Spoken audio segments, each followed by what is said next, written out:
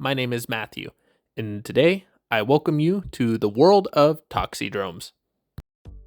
What is a toxidrome? This can be answered by splitting the word into two parts, those parts being toxic and syndrome. You put those together and you get toxidrome.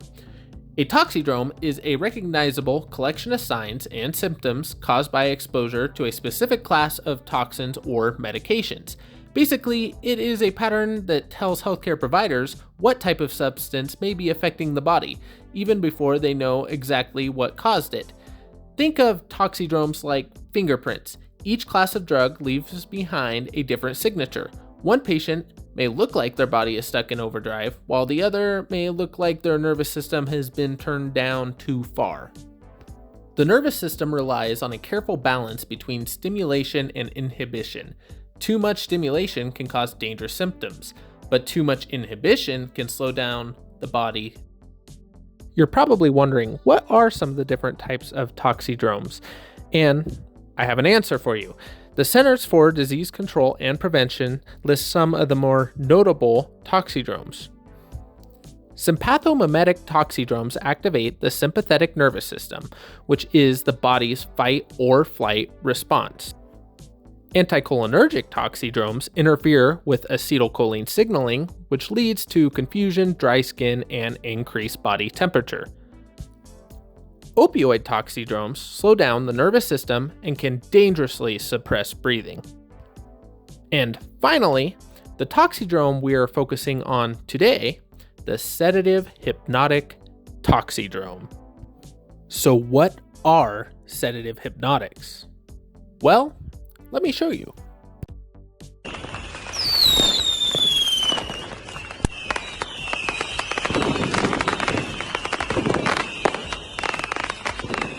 To get our brain under control, we need to understand sedative hypnotics. But to understand sedative hypnotics, we first need to understand their purpose. Sedative hypnotics are a group of medications that can reduce activity in the central nervous system. At lower doses, these medications can produce relaxation and reduce anxiety. At higher doses, they can cause sleep, unconsciousness, and potentially life-threatening respiratory depression. The word sedative refers to calming or reducing anxiety, while hypnotic refers to producing sleep. Many medications can have both effects depending on the dose. The most commonly encountered sedative hypnotics include benzodiazepines, barbiturates, and non-benzodiazepine sleep medications, which are also known as Z-drugs. Although these medications are different, they share one major effect. That is, they decrease activity in the brain. But how exactly do these medications slow down the brain? To answer that, we can look to Cleveland Clinic. And Cleveland Clinic tells us we need to meet the brain's most important braking system, a neurotransmitter called gamma aminobutyric acid, or GABA for short. So your brain contains roughly 86 billion neurons. These cells are constantly communicating with one another using tiny chemical messengers called neurotransmitters. Every thought, movement, memory, and emotion depends on neurons sending messages back and forth. Think of your brain like a massive city. Neurons are the buildings, and neurotransmitters are like the cars that are carrying information through the streets. Some neurotransmitters tell neurons to become more active. Others tell them to slow down. You need both. If every neuron fired nonstop, the brain would become chaotic. If every neuron stayed silent, nothing would happen. For us to have a healthy brain function, that depends on maintaining the right balance between excitation and inhibition. Lucky for us, the most important inhibitory neurotransmitter in the brain is GABA. And its job is simple, to slow things down. When GABA binds to its receptors, it makes neurons less likely to fire electrical signals. Instead of encouraging communication, it tells the brain to ease off of the accelerator. Most sedative hypnotic medications work by affecting a receptor called the GABA A receptor. Think of this receptor as a gated doorway in the neuron's membrane. I like to think of the GABA A receptor as a giant medieval gate. Outside the gate is an army of tiny blue chloride ions, and a wizard wearing a gray robe stands in front of the gate. He dramatically raises his staff and then says, "Pass!" The gate swings open, thousands of chloride ions are able to march through inside the neuron, and then everything becomes quieter following this. Lights begin to dim, and the neuron yawns. Now you're probably wondering why the orcs, or well, in this case, the chloride ions actually matter. Well, as chloride enters the neuron, the inside becomes more electrically negative. This process is called hyperpolarization.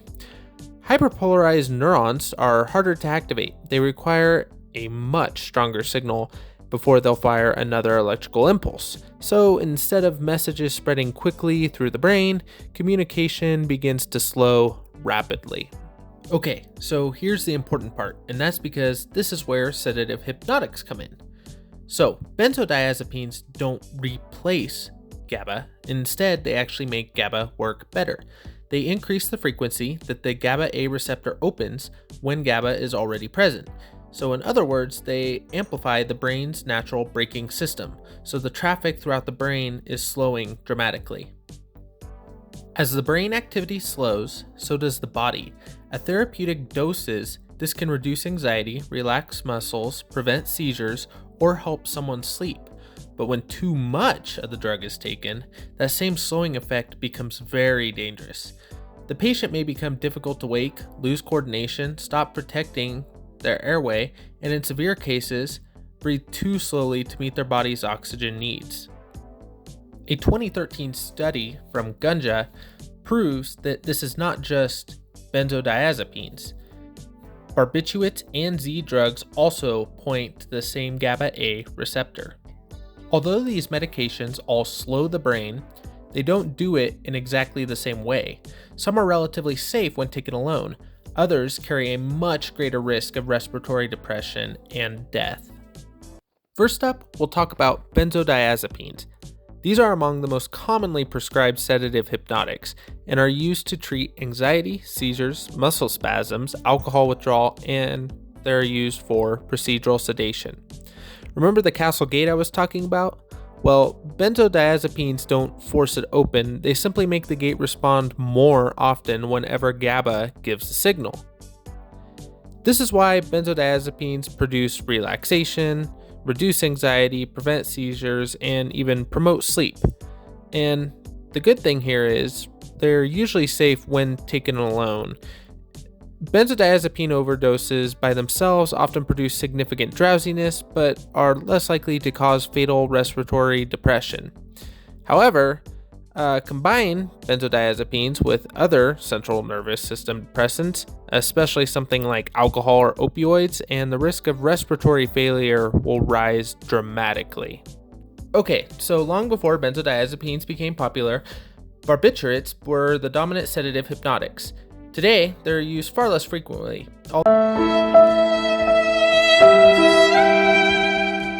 So there are some medications that are still important for treating certain seizure disorders. Unlike benzodiazepines, barbiturates increase the amount of time the chloride channel stays open. That seemingly small difference actually has a major consequence though. Barbiturates can produce a much deeper central nervous system depression and have a much narrower safety margin. We have the non-benzodiazepine hypnotics that we mentioned were called Z drugs. They are primarily prescribed to help people fall asleep.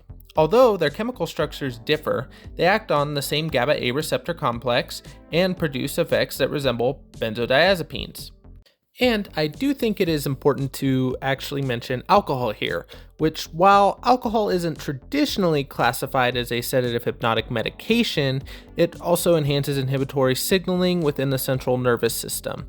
This is why combining alcohol with sedative medications can become so dangerous. Their effects don't simply add together, they can amplify one another. So the big picture here, different drugs, different mechanisms, different levels of danger. The brain becomes less active and the body begins showing the signs of a sedative hypnotic toxidrome. Now that we know what sedative hypnotics do inside the brain, let's look at what they do to the patient. One of the most valuable skills in emergency medicine is recognizing a toxidrome before laboratory results are available. So, what clues does this patient give us? Well, Harvard Health gives us several clues to look for. The first clue often comes before you touch the patient. Just watching them can tell you a lot. Patients with sedative-hypnotic toxidrome usually appear sleepy, sluggish, and difficult to arouse. They may answer questions slowly, drift back to sleep, or seem confused about where they are. So, do you remember that city analogy from earlier? Well, communication is still happening within the brain, but every message takes longer to arrive. That slowdown affects nearly every function controlled by the brain. Unlike an opioid overdose, pupil size is often normal in a pure sedative hypnotic overdose. This is an important clue because many people automatically associate unconsciousness with pinpoint pupils. Speech will also become slow and slurred, similar to someone who is intoxicated with alcohol. Poor coordination or ataxia is another common finding. Patients may stagger, lose their balance, or have difficulty performing simple movements. Vital signs also provide some of the most important clues. Heart rate is often normal or slightly even decreased. Blood pressure may also be mildly reduced because the nervous system is less active. Body temperature is usually normal, helping distinguish this toxidrome from conditions that commonly produce a high fever. The finding that concerns healthcare providers the most is respiratory depression. If breathing becomes too slow or too shallow, the body cannot get enough oxygen or remove enough carbon dioxide. Knowing this, we need to remember that sedative hypnotic toxicity exists on a spectrum. At therapeutic doses, these medications simply calm the nervous system. As the dose increases, drowsiness becomes more pronounced. With larger overdoses, patients may become confused, lose coordination, and stop responding entirely. In severe poisoning, coma and respiratory failure will develop, making immediate medical intervention essential. So know that no single symptom makes the diagnosis. It's the pattern that matters. A sleepy patient with slurred speech, poor coordination, relatively normal pupils, and slowing respiration should immediately raise suspicion for a sedative hypnotic toxidrome. So one of the biggest challenges in toxicology is that many of the poisonings do look remarkably similar. That's why healthcare providers don't rely on a single symptom. They compare the entire clinical picture. Opioid overdose is one of the most important conditions to distinguish from sedative hypnotic toxidrome. Both can cause decreased consciousness and slowed breathing, but as we mentioned earlier, opioids classically produce pinpoint pupils. Now earlier we talked about how alcohol intoxication can actually make effects worse. However, alcohol intoxication alone can look almost identical to sedative hypnotic toxidrome. But it's not just alcohol. Stroke, hypoglycemia, head injury, or an infection could all also look nearly identical. So note that not every sleepy patient has been poisoned. This is why healthcare providers keep a broad differential diagnosis until enough evidence points toward the correct answer. Unfortunately, there isn't a single blood test that instantly diagnoses a sedative hypnotic toxidrome. Instead, laboratory testing is used to identify complications and rule out other dangerous conditions that the patient might have. Checking a blood glucose level is especially important because low blood sugar can closely mimic drug intoxication and it's rapidly reversible. Many people assume that a toxicology screen will provide an answer. In reality, toxicology screens have important limitations. Some drugs aren't detected, and that is why it is so important that healthcare providers treat the patient and not the laboratory report. Now here comes one of the most important questions. How do we treat them? So, flumazenil is the most common specific reversal drug used to combat the effects of sedative hypnotics. The medication works by blocking benzodiazepines from binding to the GABA A receptor, which can rapidly reverse sedation. However, flumazenil is not used in every overdose. In patients who regularly take benzodiazepines, suddenly removing their effect can trigger dangerous withdrawal and seizures. It can also be risky when other substances are involved. Okay, let's end with a real case. On the afternoon of January 22nd, 2008, emergency responders were called to an apartment in Lower Manhattan after a housekeeper and a massage therapist found a 28-year-old man unresponsive in his bedroom. CPR was started immediately while emergency medical services were notified. Despite their efforts, he could not be revived and was pronounced dead that afternoon. As with any unexpected death involving a young adult, investigators began asking a series of questions. Was this a medical condition? Was it an overdose? Was there evidence of foul play? Or was something else responsible? During the investigation, several prescription medication bottles were recovered from the apartment. They represented medications prescribed for different purposes, including anxiety, sleep, and pain control. Investigators documented each medication carefully and sent biological samples for toxicological analysis. Over the following days, forensic toxicologists analyzed blood and tissue samples to determine exactly which substances were present. Their role wasn't simply to identify medications, it was to determine whether the concentrations and the combination of drugs could explain death. The autopsy itself found no evidence of trauma that could account for what had happened. Attention increasingly turned toward the toxicology findings. When the final report was released, investigators concluded that the death was accidental. The cause was acute intoxication from the combined effects of several prescription medications. Among the medications identified, several of them were benzodiazepines. Rather than one medication acting alone, the combination of multiple central nervous system depressants produced a dangerous outcome. Each medication contributed to an overall depressant effect on the body, and together they proved fatal.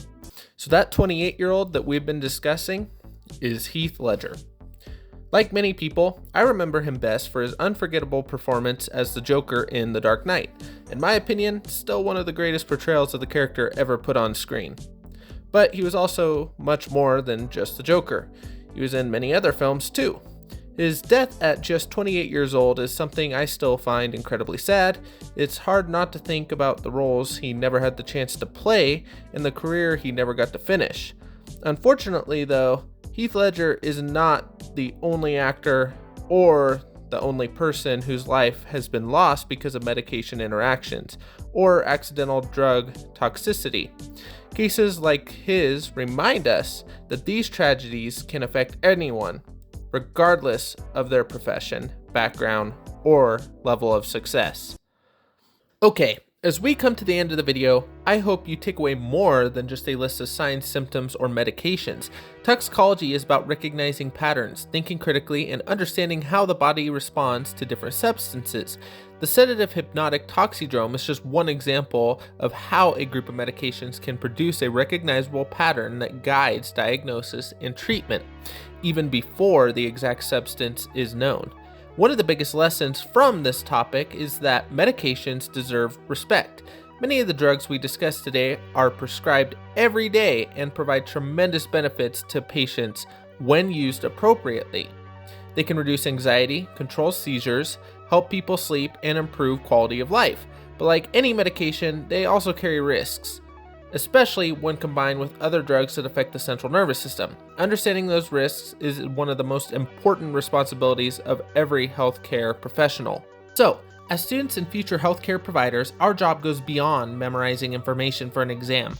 We have the responsibility to recognize dangerous situations, educate our patients about medication safety, and make informed decisions that can prevent serious complications. Every patient who walks through the door is trusting us to use our knowledge to help them, and sometimes recognizing a toxidrome can make all the difference. I also hope this video has shown that behind every clinical case is a real person. Whether it's someone you've never met, a family member, a friend, or even a public figure like Heath Ledger, every case represents a life that matters. It's easy to focus on laboratory values, medication names, or toxicology reports, but we should never lose sight of the human side of medicine. So, thank you for taking the time to watch this presentation. I hope it has helped you better understand the Sedative-Hypnotic Toxidrome and given you a greater appreciation for the importance of toxicology in clinical practice. With that being said, here are some of the references I used for this video, and thank you for watching, and I hope you have a great day. And actually, one more thing. Instead of smashing that like button or subscribing, how about you hit that A button, the one in your gradebook? Thanks!